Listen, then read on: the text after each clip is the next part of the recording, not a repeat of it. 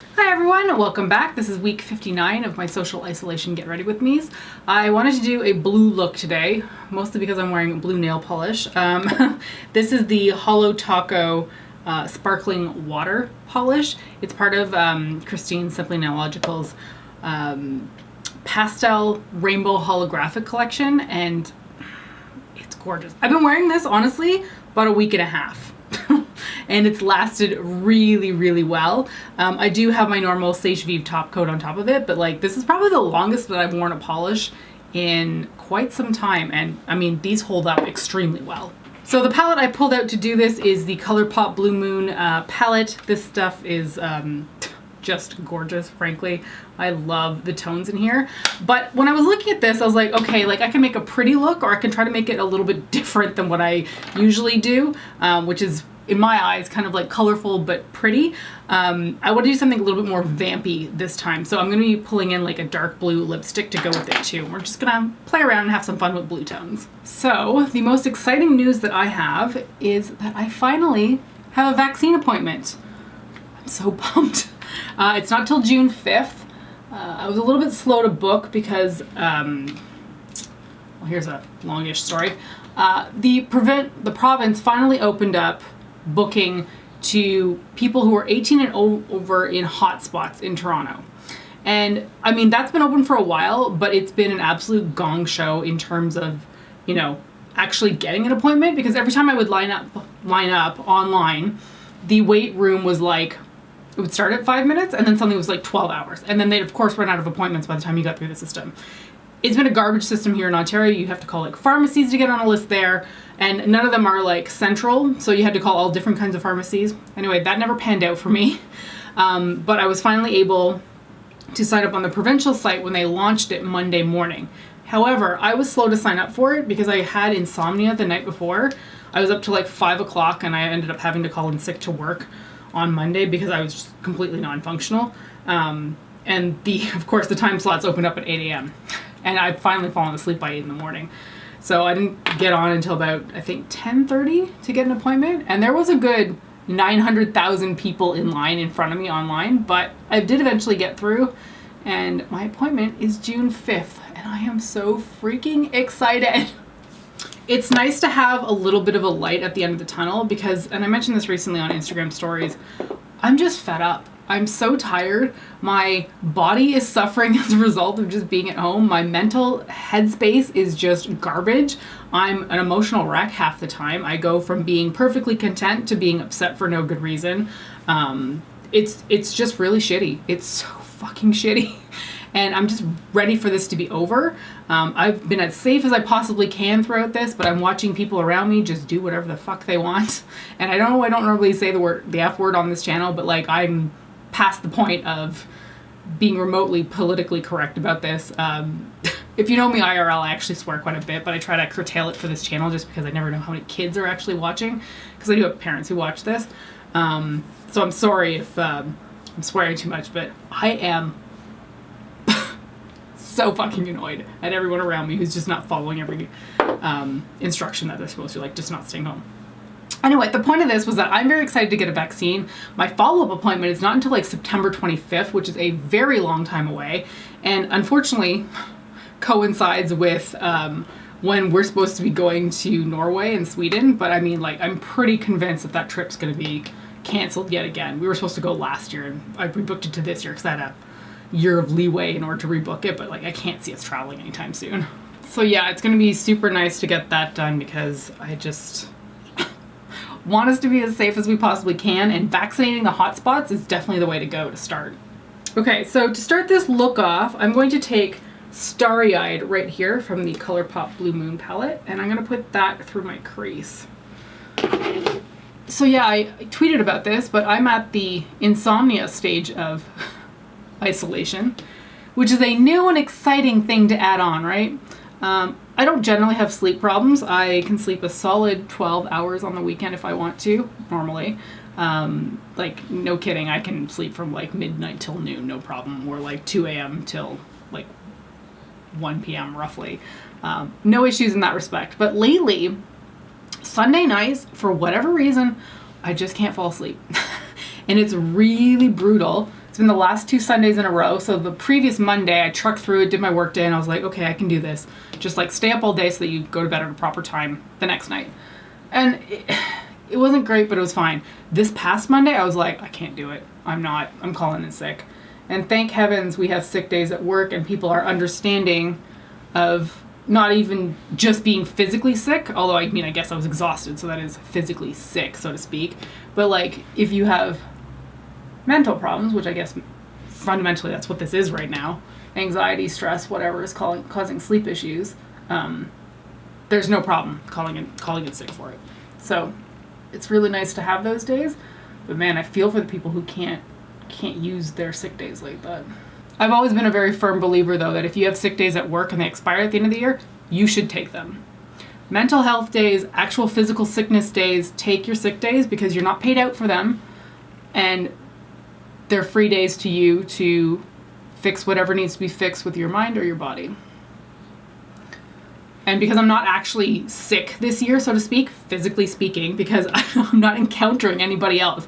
I haven't had a cold in like a year and a half at this point, you know what I mean? So I'm not physically sick, no cold, no flu symptoms, whatever, but I am definitely struggling physically due to mental capacity issues, I guess you could say. So yeah, that was Monday. I'm filming this late. My schedule has been a mess. I haven't been normally filming on Sundays like I usually intend to do, just because I get lazy and then don't want to film, which sucks for me because I really like putting out content, but the actual filming of it is the thing that usually holds me up the most. It's just like, effort. Okay, crease color is on. For the lid, I want to keep this fairly pale, I think, because I normally go with a bright color in this palette. Like I love using Billie Jean, that's great, but for this I'm going to take Lumi and put that all over the lid. So yeah, if you suffer from insomnia regularly, I feel for you.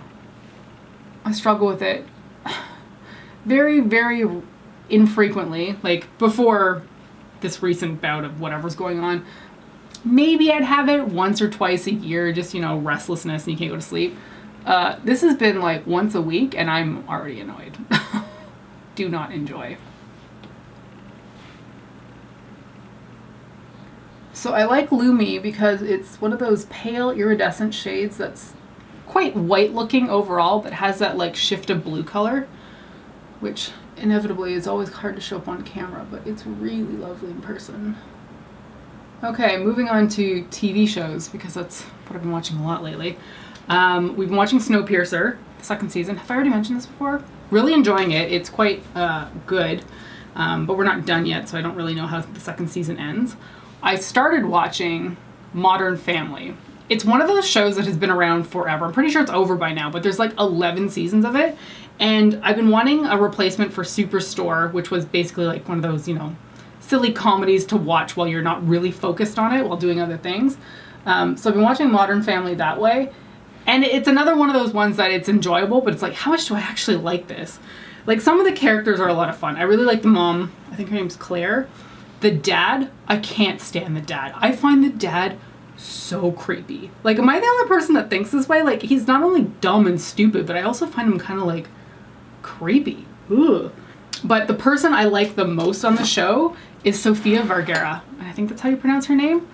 I love her. Okay, I didn't know anything about her as a person or an actress, other than the fact that she had a relatively thick accent that she had never corrected for whatever reason. And I watched an actually really interesting interview where she spoke about her accent and how she had worked with dialogue coaches to try to fix it, but in the end felt that it didn't work for her and she didn't enjoy it, so she ended up just like scrapping the dialogue coaches and keeping what she liked about her accent conversion into English, and I thought that was really interesting. So I didn't know anything about her before watching this series, but her character on this show is so enjoyable to me. I think she's freaking hilarious. She's like the nicest person really fundamentally on the show, I think, and is really the one who's trying to make things work the most. And I've just been really touched by her character on that show. And I mean, again, I didn't know anything about this actress. I didn't watch anything she's been in that I'm aware of, but I really am enamored with Sofia Vergara after this show.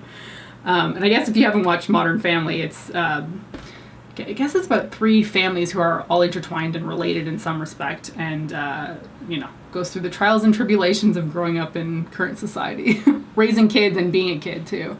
Oh, sorry, I should say what I'm doing. So I'm taking Clued In on a fluffy brush and putting that in the outer corner here.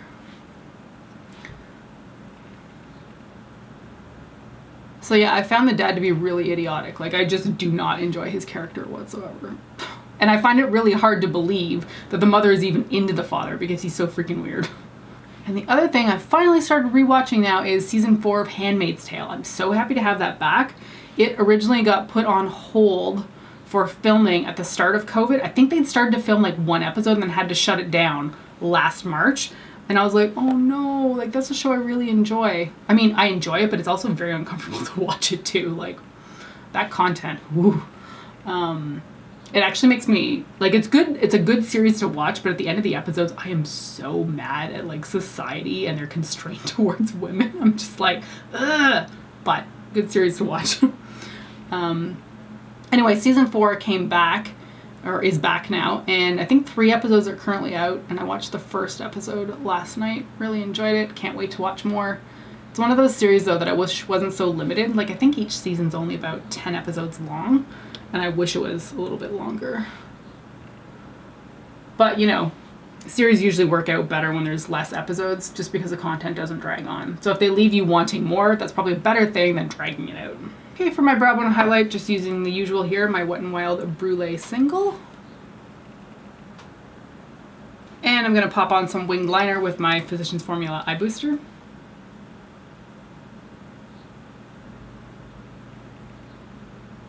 Okay, moving on to the lower lash line, I'm going to go in with my Makeup Forever Aqua Resist Color Pencil in the shade Deep Sea.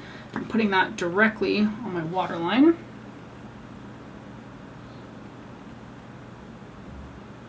And smudging it between my lashes.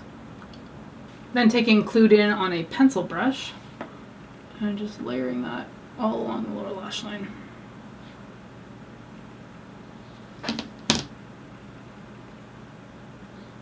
And then to blend that out, I'm going in with Starry Eyed, which was that color we used through the crease. I'm putting that on the edges. I'm probably going to have to pull my eye down a bit like this.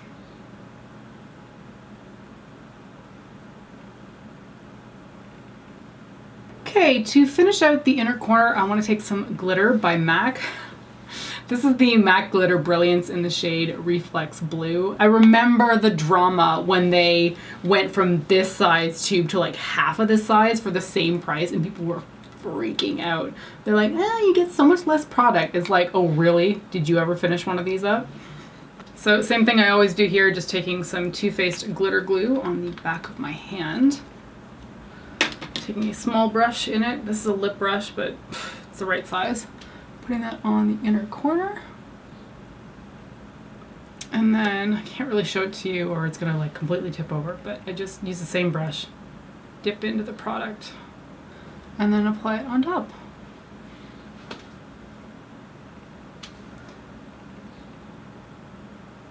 Alright, I'm going to curl my lashes, add some mascara. I'm using the Quo Pump the Volume Mascara still in black, and add some false lashes. These are my favorites. I talk about them all the time now. They're the Tarte Go-To lashes, and I'll be right back. Okay, that's done. Moving on to the face, I'm going to be using my Revlon Candid foundation, and this is in the shade 130 Ivory. You know what's interesting lately? I've been thinking a lot about high school soccer. Like the teams that I was on. I don't really know why that's popping up in my head so much lately, but I've been thinking a lot about high school soccer and what it was like. Here's a little bit of a story about my high school soccer career. I never made the team in grade 9. You can say I sucked if you want, but I was playing competitive soccer at that time, like in the Ottawa, I don't know what division were we? Were we premier at that time? Or was I playing like Division 1? I don't remember. So I played outside of school. Like I had a coach, we did practices, etc. But I didn't make the grade 9 soccer team, and I was pretty irritated because it was being run by some guy in grade 13. We used to have grade 13 back in my day, or what we would call OAC in Ontario. I just got a phone call. I don't know where I was. It was being run by some guy who was in grade 13, so not a teacher, and he literally chose all the popular students, even in grade 9. Like, okay, listen. There were people that he chose who had never played soccer before, okay? They had no idea what they're doing. They didn't know any of the rules, etc., etc. So when I didn't make the team, I was like, this is some bullshit. Like, this doesn't make any sense. But it was also embarrassing at the time too, right? Because like, I thought I was a decent player. I obviously played outside of school teams. So what the hell? But, you know, whatever, shit happens. So I went back and tried out for the grade 10 team the next year and made the team because it was finally a teacher running it and not a student. And there were girls who came back from the grade 9 team who were playing with me who were like, how come you didn't make the team last year? Like, you're obviously better than we are. We've never played before and we're just like along for the ride to learn what's going on. And I was like, honestly, I just wasn't popular enough. I just didn't know enough people, and the guy who was running it just didn't want to add me to the team because, you know, who's this person I've never talked to before, doesn't have a ton of friends, I guess, who were in the right circles. But I was so vindicated making it in grade 10 and having all those people go, why didn't you make it last year? Because I could easily point at what the problem was. So that kind of, it actually, I remember, embarrassed a few of them because they were like, there's no way I should have made the team when you didn't get on it. But anyway, I actually had a really good time in high school soccer. We would have to get up early morning for practices. They would start at like either 6:45 or 7, and I lived like walking distance to the school. So we generally practiced before school. Like, there was a few times we did afterwards, but not that many, which is good because I played soccer after school, so that didn't work out if I played, you know, high school soccer and then my competitive league after school. Although I'm sure it must have lined up a few times where I had to do double practices after school. But I really enjoyed it. I liked getting up early. I liked being on the soccer field bright and early in the morning. I mean, not everybody could manage it because they were freaking exhausted or they just, you know, laziness, didn't want to show up. But there was one year I remember thinking when I got there for tryouts, I was like, whoever, it must have been in grade 11, I'm like, whoever came to this 6:30 practice is who is going to be on the team because it's going to show to the teacher, like, who has the dedication to show up. And sure enough, that year, that 6 o'clock or whatever practice it was, he was like, whoever's here right now, you're on the team. And I was like, yep, called that one. But yeah, I mean, it was difficult getting up early before school to go have practice.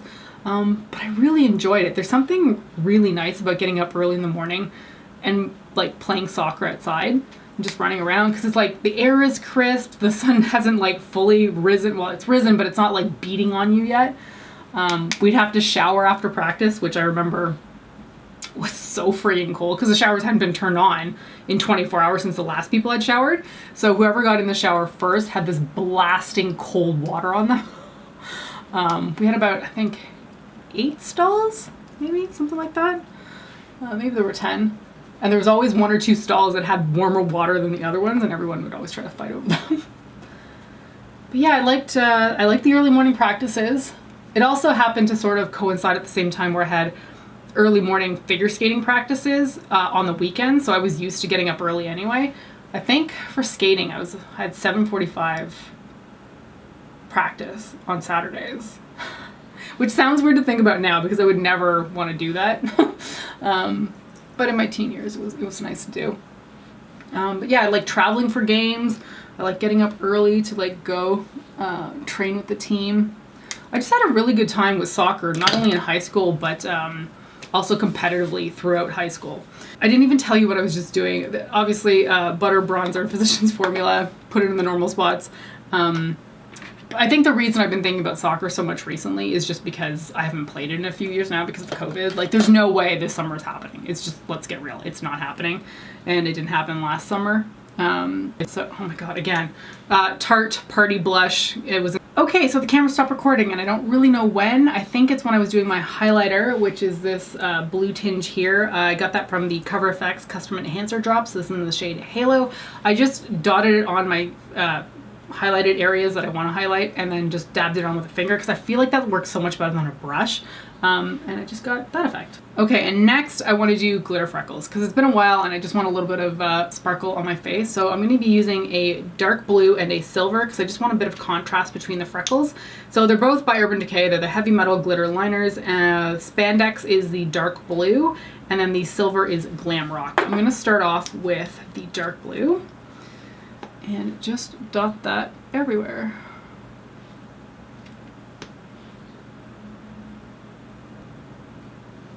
Okay, that's the blue. Now I'm going in with the silver and just dotting it sort of. I try to be not too precise, but I try to go at least a little bit like in between the other color. Okay, that's it for the freckles. I love those. I find them so much fun. Okay, I'm gonna put my brows on and then I'll come back and we'll do the lips. Okay, so brows are on, and you could totally put a nude lip with this look and it would look good, but I always do a nude lip, so I want to do something a lot more bold. And I'm going to be taking this Kat Von D Everlasting Liquid Lipstick in the shade Echo, which is just a deep dark blue.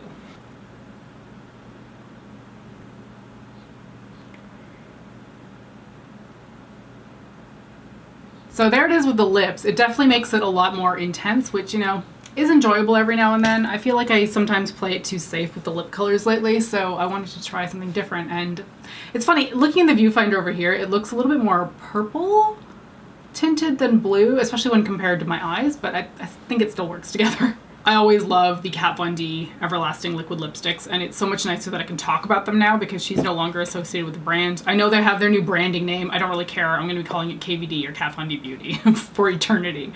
And the Blue Moon palette by ColourPop, I mean, long-standing favorite. I love the colors. The blues in here are so intense. They are so much fun to play with. I mean, all of these monochrome palettes were, but the blue one in particular is an especially good one. So I'm going to end it there. Thank you so much for joining me for week 59. Take care, stay safe, and I will see you next time. And go sign up for your appointments for vaccines if you can. Please, please go and do that. Bye.